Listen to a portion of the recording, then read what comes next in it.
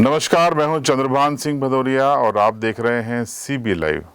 पिछले हफ्ते हमने आपको एक कहानी बताई थी। दो आदिवासी बेटियों का जीवन दहेज दापा के कारण कैसा बदल जाता है। वो कहानी थी, एक संदेश था।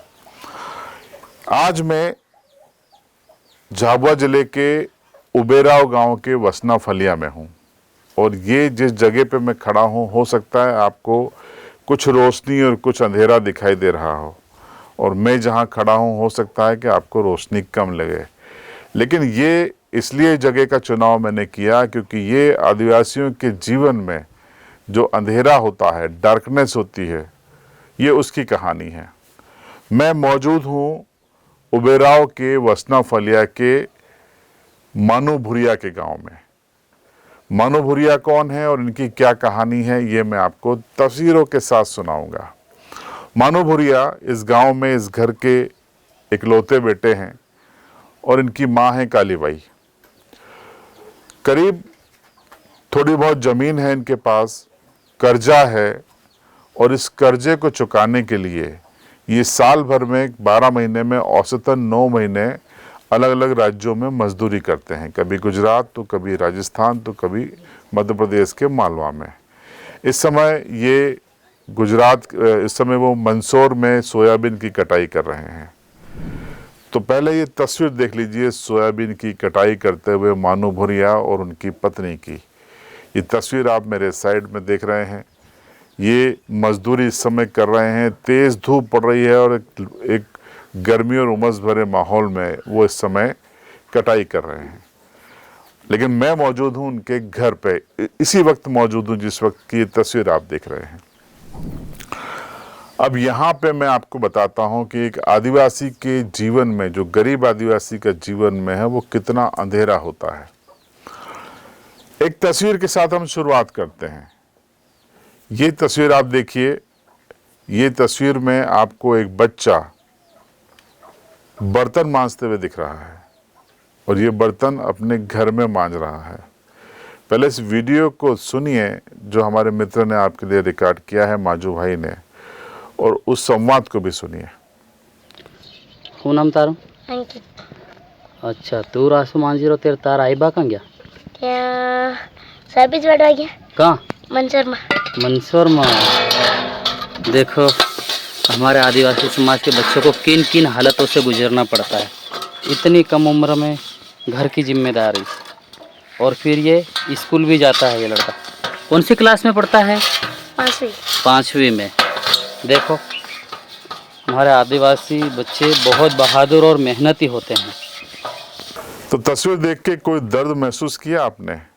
ये दर्द आदिवासियों के जीवन का दर्द है।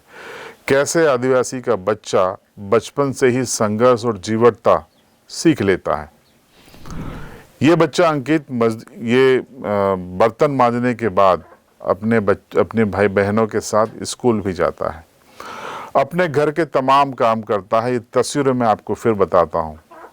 अंकित जो 5वीं कक्षा का छात्र है, बर्तन मांजने के अलावा अपने घर के पशुओं की देखभाल करता है, उनको चारा खिलाता है, उनको पानी पिलाता है और अपने छोटी बहनों की भी देखभाल करता है। क्यों? क्योंकि उसके पिता अपना कर्ज चुकाने के लिए 9 महीने बाहर मजदूरी करते हैं।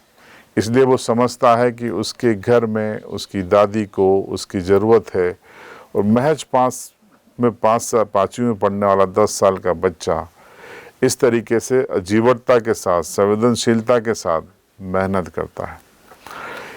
ये अंकित एक उदाहरण हो सकता है, लेकिन आदिवासी इलाके, चाहे वो राजस्थान के हों, चाहे वो मध्य प्रदेश के हों, चाहे गुजरात के हों, ये हर आदिवासी बच्चे के संघर्ष की कहानी है। इसलिए प्रतीक के रूप में हम अंकित की कहानी आपको दिखा रहे हैं। सुनिए आप जरा अंकित क्या क्या करता है।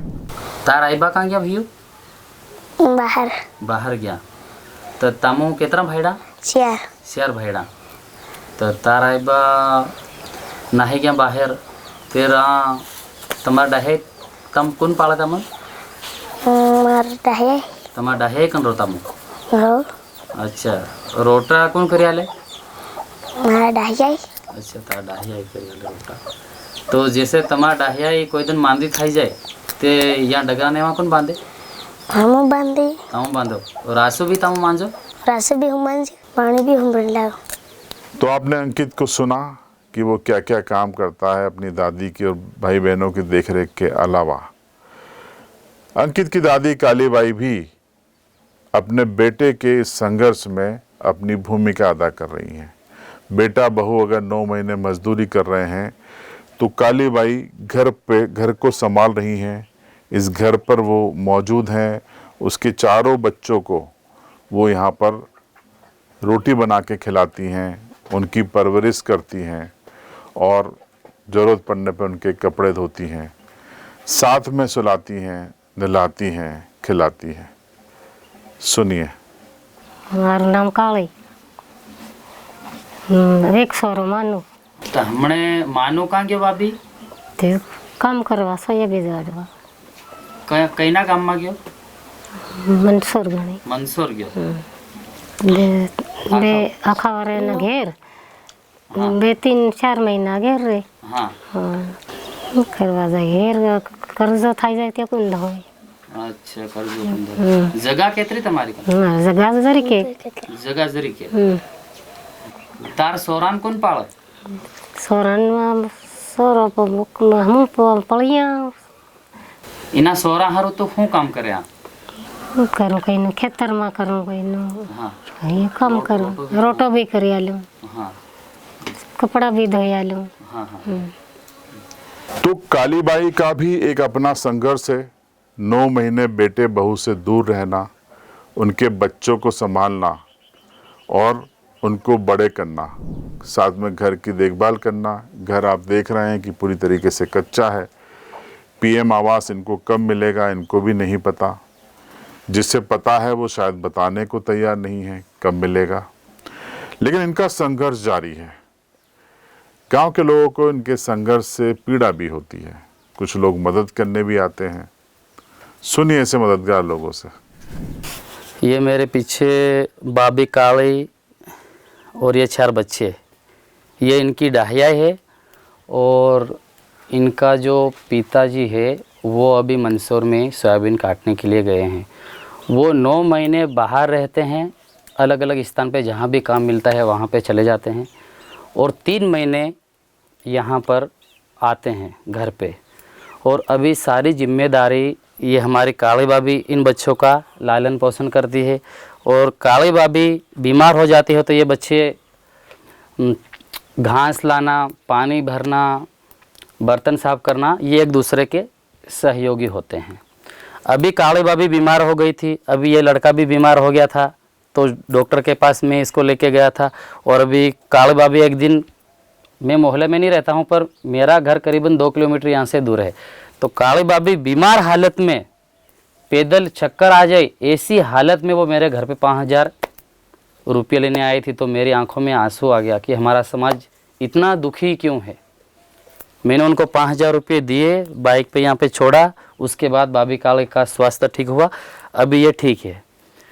और जो मानू है वो तो बाहर रहता है और बाहर रहने का कारण है गरीबी और मेन कारण ये भी है कि ज़मीन ही नहीं है यहाँ पे और यहाँ कोई रोज़गार नहीं है।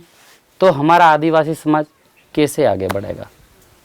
मेरा सरकार से हाथ जोड़ के निवेदन है, जब वोटिंग का समय आता है तो आप लोग पैदल पैदल झोपड़ी झोपड़ी में घूम जाते हो, पर जब ये हमारा आदिवासी समाज इस तरह दुखी रहता है तब आप लोग कहाँ सो जाते हो। जैसे आप लोग वोट मांगने आते हो ना, वैसे हमारे आदिवासियों की भी देखभाल करनी चाहिए, आप लोगों की जिम्मेदारी है।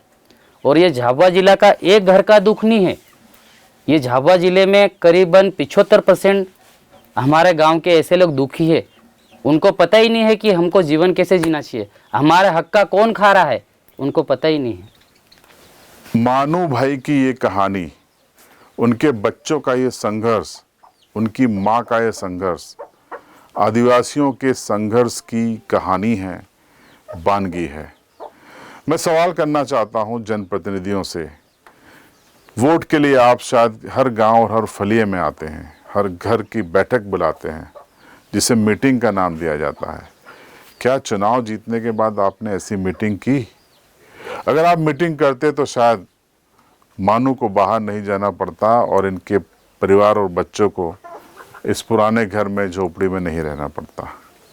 सवाल नियत का है, सवाल सरकार पर भी है कि आखिर क्यों आदिवासियों को वोट लेने के बाद, सरकार बनाने के बाद उनके हाल पर सरकारें छोड़ देती हैं, जनप्रतिनिधि छोड़ देते हैं, सियासी दल छोड़ देते हैं, नेता छोड़ देते हैं। इस कहानी पर आपकी राय कमेंट बॉक्स में ज़रूर बताइएगा। चैनल पर नए हो तो सब्सक्राइब कीजिएगा और बेल आइकन ज़रूर दबाइएगा।